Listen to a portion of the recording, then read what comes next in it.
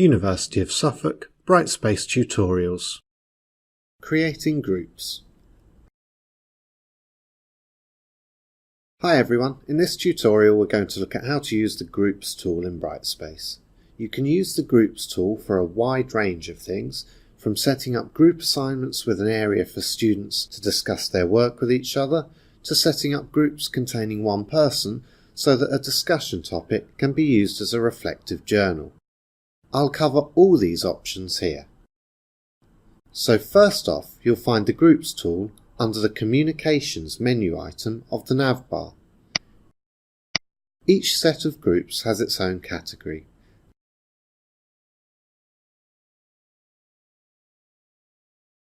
As you can see here, I've set up 3 sets of groups already, and I can flip between them using this drop-down menu. To set up some groups, select New Category. Give the category a name and a description of what these groups are for. Remember, if Brightspace asks for a description, it's nearly always a good idea to put one in. Next, you have the main option that governs how the group enrolments will work. You have 7 choices. The next steps for each will depend on which option you select. First up, you have Number of Groups, No Auto-Enrolments. This is for when you know how many groups you want and will put the students into each group manually. Your next option will then be to choose how many groups you'd like to create.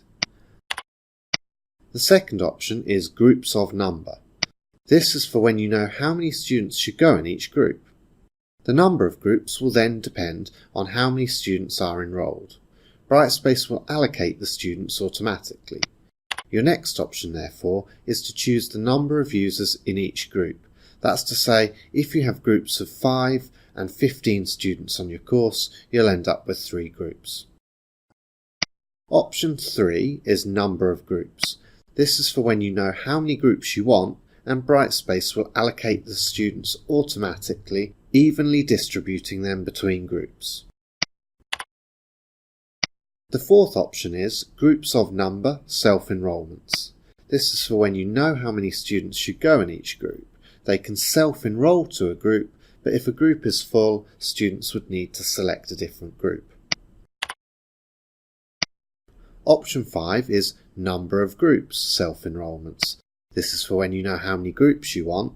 They can self-enroll to a group, so you might end up with groups of different sizes. The sixth option is a combination of the previous 2. Number of Groups, Capacity of Number, Self-Enrolment. This is for when you know how many groups you want and how many students you want in each group, but you still want students to be able to select their own groups. You therefore get the option to select both the number of groups and how many students should be in each group at most. Your 7th and final option is the single user groups that I mentioned at the start of this tutorial. If you select this, naturally you don't get any further options about the size of the group or how enrolment happens. We've had a number of lecturers use this option when they want their students to use the associated discussion topic as a private reflective journal, visible only to the student and the course team. So whatever you choose, the option after is Restrict Enrolments To. You're probably not going to need to worry about this. Basically, you can restrict enrolments in this category to members of groups in other categories, in essence, for subgroups. Moving on, Group Prefix is whatever you want to go at the start of each group name. Where I set up a category for book groups, putting book group here resulted in groups called book group 1, book group 2 and so on. If you selected an option that involves self-enrolment, you can set a deadline for this. You also get to decide if the students are automatically enrolled in a group at the end of the deadline, or if you'd then have to do this yourself. Finally, we've got our additional options. The first allows you to set up discussion areas which can only be seen by that group. If you select this, you'll get further options.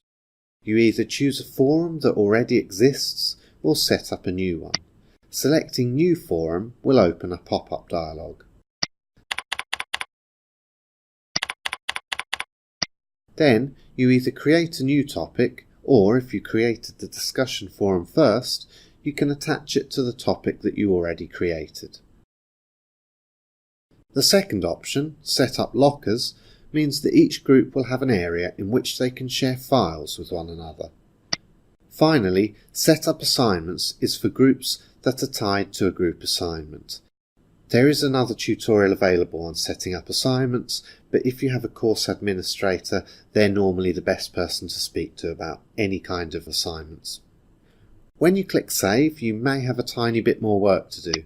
If you chose to create a new topic, you can choose here whether each group gets their own topic or each group simply gets a thread within a topic. The former allows for a more complex discussion within the group. The latter is more like one conversation string. If you click Add Another, it will save and give you the option of creating more topics or threads which are restricted to the groups.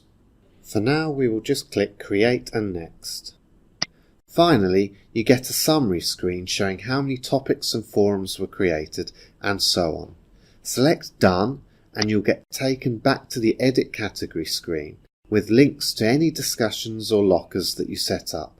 It's already saved at this point, but click Save if you make any additional changes. That's largely it.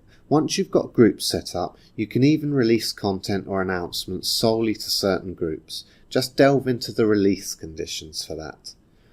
Also, I've produced a video tutorial for students that explains how to self-enroll in a group.